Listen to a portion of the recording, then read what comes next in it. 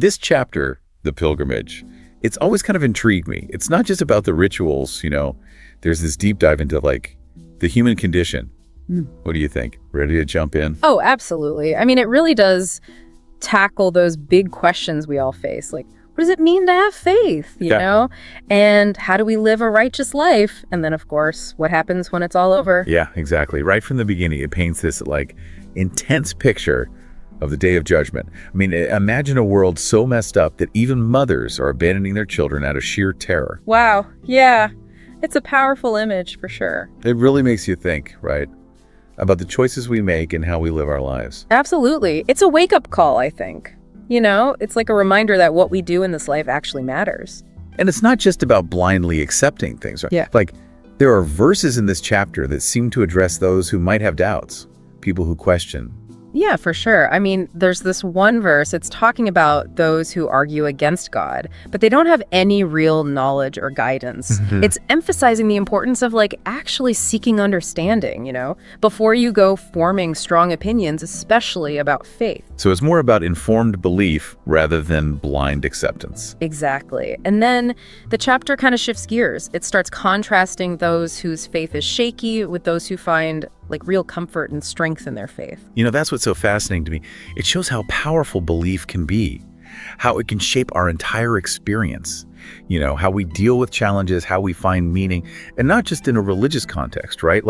Have you ever experienced that in your own life? Oh, absolutely. I mean, haven't we all been through tough times where what we believe or even what we don't believe has really impacted how we respond? Totally. And what's even more interesting is how the chapter acknowledges that there are so many different faith traditions out there. It actually names some: Jews, Christians, Sabians, Zoroastrians, even those who believe in multiple gods.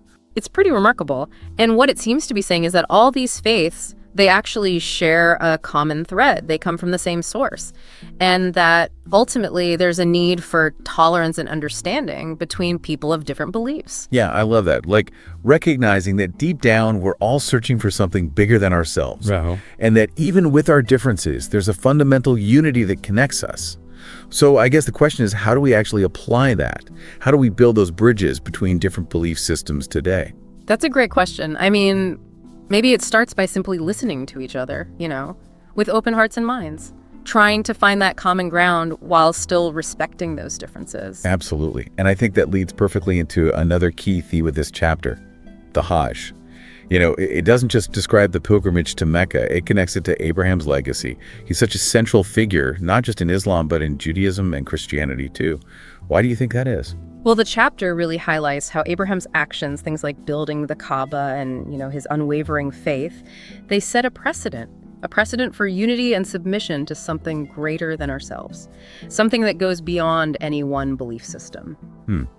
That makes you think about the figures in your own life. Yeah. The people who embody those qualities, who inspire us on our own journeys.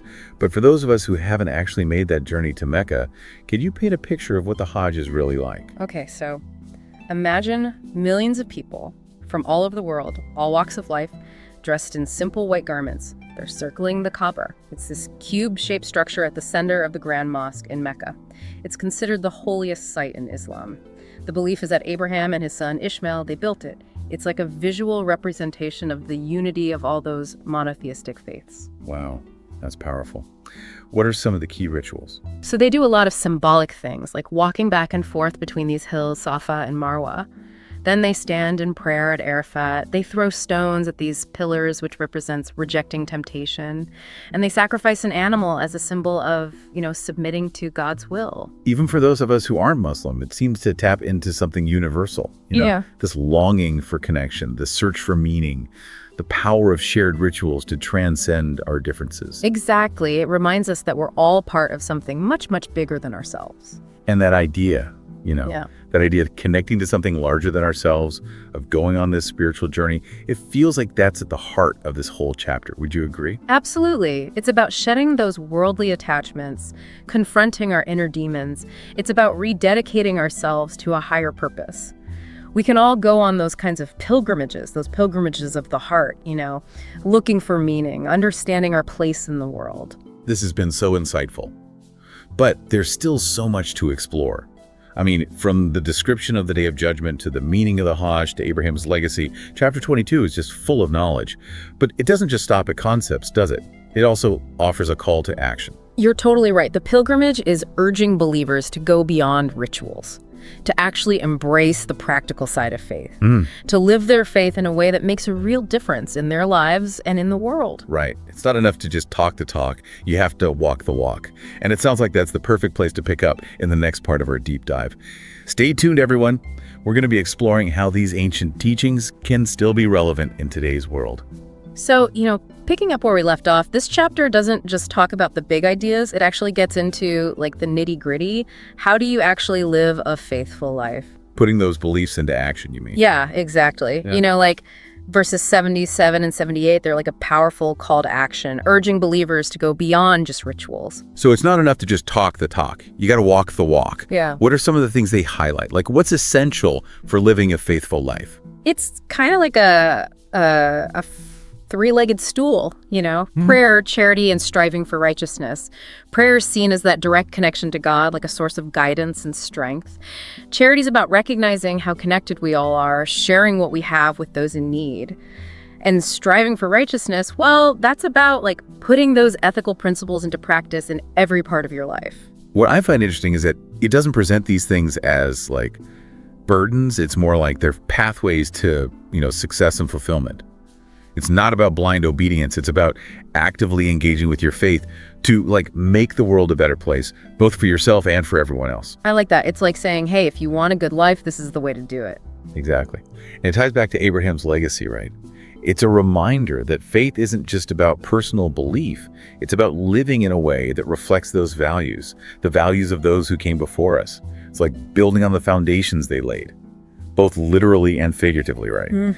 And speaking of foundations, this idea of building on the foundation of faith, it reminds me of something we talked about earlier, the Quran recognizing all these different faiths. But how does that fit in with the reality of religious conflict? I mean, we see it throughout history and even today. That's a tough one. While it definitely advocates for tolerance and understanding, the Quran also acknowledges that there will be those who reject or oppose its message. Like, look at verses 39 through 41. They talk about when it's okay to fight back, against those who are persecuting believers or preventing them from practicing their faith. So it's not saying just be passive. Sometimes defense is necessary. Right. But it's clear that any action like that should be just in response to oppression, not about forcing beliefs on others. Yeah, it's about protecting the freedom to practice faith, not forcing conformity. Exactly. And even in the context of potential conflict, it emphasizes God's power and justice.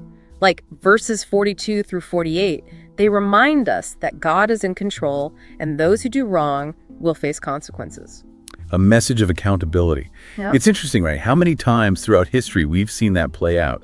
The Quran actually gives examples, past civilizations that were destroyed because of their transgressions, a warning that arrogance and injustice will lead to downfall. But it's not all about punishment either. It also highlights God's mercy and forgiveness, Those who repent, who turn back to righteousness, they're offered redemption. That's hopeful, right? Even when things are tough, there's always the possibility of change, of getting back on track on a path of goodness. Yeah. And this theme of returning, of these cyclical journeys, it makes me think of the Hajj again. You got it. The Hajj is not just physical, it's spiritual too. A process of purification, renewal. You shed your worldly attachments, you face your inner demons, and you rededicate yourself. And that's something we can all do, right? Whether we're religious or not, through introspection, acts of service, or just trying to be better people. Absolutely. We can all go on these pilgrimages of the heart, searching for meaning, connection, trying to understand where we fit in the world.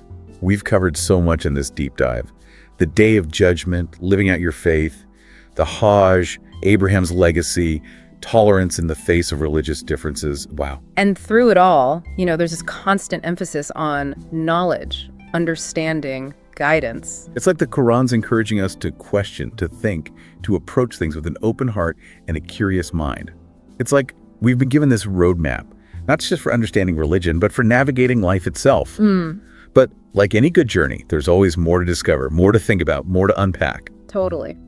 The pilgrimage gives us a lot to think about, but it also leaves us with some pretty big questions. Right. The nature of faith, religion's role in society, the search for meaning in a world that's full of conflict and uncertainty. Questions worth pondering, right? Questions that push us to explore more, reflect more deeply, and ultimately to understand ourselves and the world around us better. So I think it's about time to wrap up this deep dive. What do you say? Ready to bring this pilgrimage to a close? Wow, I gotta say, as we wrap up our look at the pilgrimage, I'm just really struck by how much depth there is in this chapter. It feels like we barely scratched the surface, you know?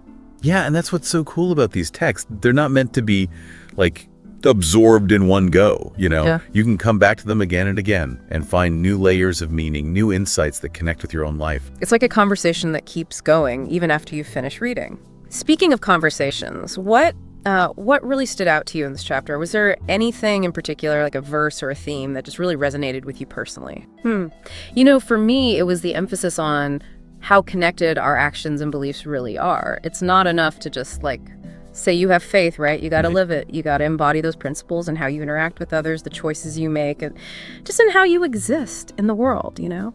It's like a reminder that faith isn't just something inside you. It's got to come out. It's got to affect how we treat each other, how we engage with our communities, how we shape the world around us. Exactly.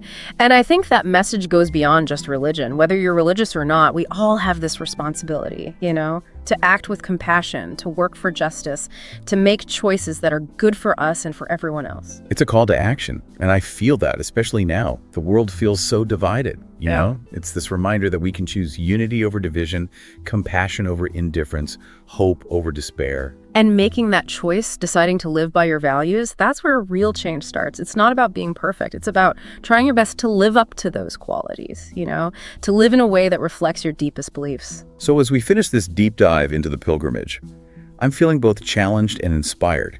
Challenged to really look at my own beliefs and actions, to see if I'm really living up to those ideals of compassion, justice, and unity. And inspired by the reminder that even the small things, like acts of kindness, striving to do what's right, they can make a difference. I love that. It's a reminder that the journey doesn't end here. Exploring faith, searching for meaning, figuring out where we fit in the world, it's all a process. It takes constant reflection, you know, engagement, and this willingness to embrace all the twists and turns along the way. So, to everyone listening, we encourage you to keep this conversation going. Dig deeper into the Quran, explore other faiths, talk to people who believe differently than you do, see what wisdom you can find. Until next time, keep searching, keep asking questions, and keep diving deep into that vast ocean of knowledge out there.